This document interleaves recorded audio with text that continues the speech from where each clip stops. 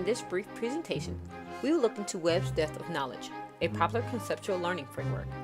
We will have an overview of DoK, as well as look at the relation to Bloom's taxonomy.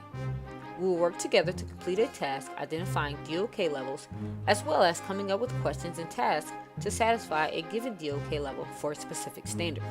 Let's begin.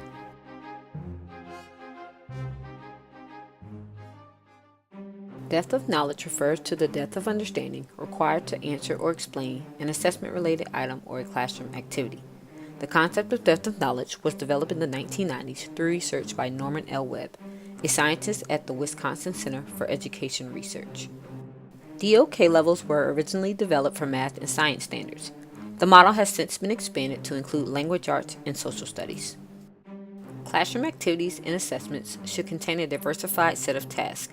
Students should have the opportunity to engage in a range of problem-solving skills at each of the DoK levels. Let's take a look at the DoK levels. Level 1 is acquired knowledge. This level involves recall and reproduction. At this level, students remember facts or define a procedure. We can think of this level as, what is the knowledge? Level 2 is knowledge application. This level involves using skills and concepts. Students use learned concepts to answer questions. At this point, we can think, how can the knowledge be used? Level 3 is analysis. This level involves strategic thinking. At this level, complexity increases and involves planning, justifying, and complex reasoning. Students explain how concepts and procedures can be used. At this point, we can think, why can the knowledge be used? Level 4 is augmentation. This level requires extended thinking. Students must go beyond the standard learning and ask, how else can the learning be applied in real-world context?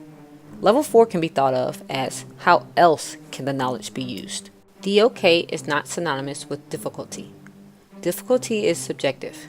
DoK levels focus on the kind of thinking required to be successful at the task. Take a moment to review the DoK overview chart. What do you notice?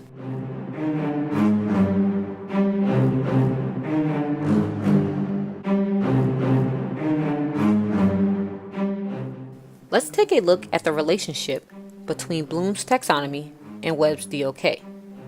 What do you notice?